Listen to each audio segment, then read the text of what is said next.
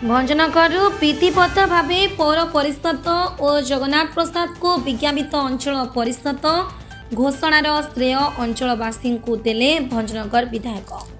सोमवार राज्य गृह और नगर उन्नयन विभाग पक्षर विधिवत भाव विज्ञप्ति प्रकाश हो 14 जिलार 24 नुआ विज्ञापित अंचल परिषद घोषणा करागला। सेपरी 3टी जिलार 5टी विज्ञापित अंचल परिषद को पौर परिषद रे परिणत करागला। नूतन भावे घोषित विज्ञापित अंचल परिषद मध्यरु भंजनगर निर्वाचन मंडलीर जगन्नाथ प्रसाद अन्यतम एवं नूतन भावे होइथिबा पौर परिषद मध्यरु भंजनगर निर्वाचन मंडलीर भंजनगर अन्यतम। राज्य सरकार को यह विज्ञप्ति रे विधायक प्रद्युम्न कुमार नायक खुशी व्यक्त करने सह मुख्यमंत्री मोहन चरण माझी गृह और नगर उन्नयन मंत्री कृष्ण चंद्र महापात्र को धन्यवाद जणाइछन्ति।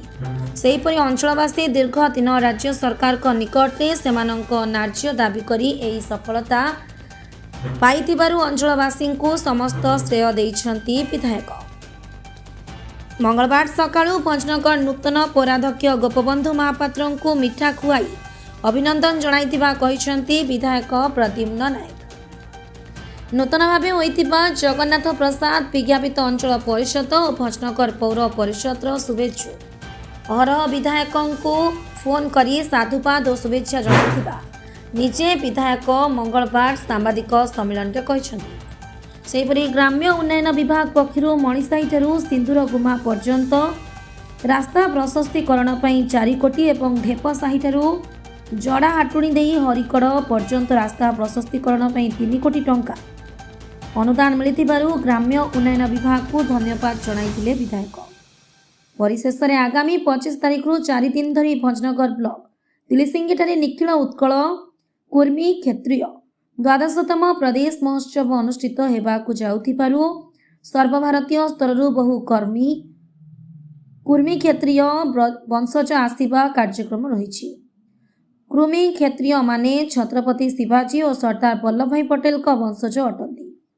ଏହି ମହାସଭାରେ ପାଖାପାଖି 50,000 କୁର୍ମୀ କ୍ଷେତ୍ରୀୟ ଜନସମାଗମ ହେବାକୁ ଥିବାରୁ ଏହି କାର୍ଯ୍ୟକ୍ରମକୁ ସୁଦୂର ପ୍ରସାରୀ କରିବାକୁ ସାମ୍ବାଦିକମାନଙ୍କୁ ବିଧାୟକ ଶ୍ରୀ ନାୟକ ଅନୁରୋଧ କରିଛନ୍ତି।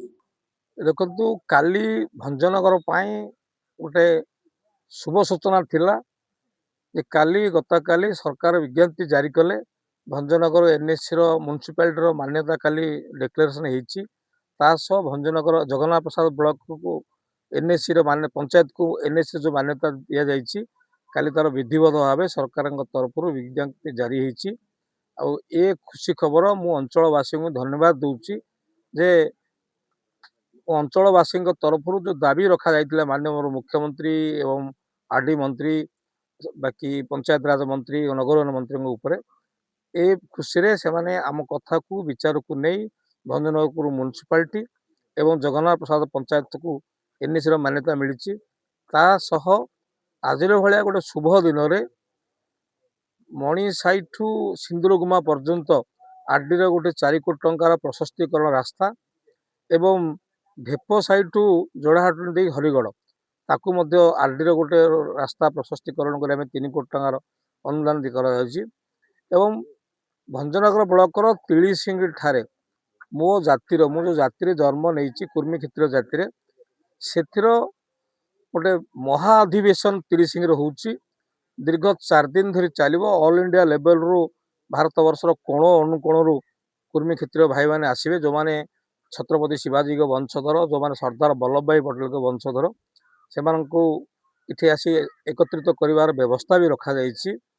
ये 4 दिन रे प्राय 50,000 जाति भाई सारा भारतर कोण अनुकोण आसी ये महासमर आमर वार्षिक उत्सव पालन करा एवं ए अवसर में मु समस्त सांबादिक बंधु मान भी अनुरोध करी जे प्रत्येक दिन आसी आकु किभली भाव ए अंचलवासी सुफल रूपायन दौरान आकु टिके निजे अनुधान करेंगे।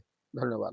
सर म्यूनिसिपालिटी जो घोषणा होगा पर निश्चित भाव भंजनगर एवं जो जगन्नाथ प्रसाद घोषणा करे और विकासमूलक कार्यक्रम जो आवश्यकता रही तो म्यूनिसिपालिटी काली संध्या 6टार डिक्लेयर होगा पर राति सारा फोन को रेस्ट मिलनी सबू साधुवाद शुभेच्छा सु आसूची जगन्नाथ प्रसादवासी ପ୍ରବଳ ମାତ୍ରାରେ ଫୋନ୍ରେ ସାଧୁବାଦ ଜଣାଉଛନ୍ତି ଏବଂ ଗତକାଲିଠୁ ଆରମ୍ଭ କରି ଆଜି ପର୍ଯ୍ୟନ୍ତ ବହୁ ଶୁଭେଚ୍ଛୁ ଘରେ ପହଞ୍ଚି ଧନ୍ୟବାଦ ଦେଇଛନ୍ତି ଏବଂ ଆମେ ନିଜେ ମଧ୍ୟ ବିଧାୟକ ଆଜି ସକାଳୁ ଉଠି ମାନେ ନୂଆ ମ୍ୟୁନିସିପାଲିଟିର ନୂଆ ଚେୟାରମ୍ୟାନ୍ ଶ୍ରୀଯୁକ୍ତ ଗୋପ ମହାପାତ୍ରଙ୍କ ପାଖରେ ପହଞ୍ଚି ମିଠା ଖୁଆଇବାର କାର୍ଯ୍ୟକ୍ରମ ବି ହାତକୁ ନେଇଥିଲୁ।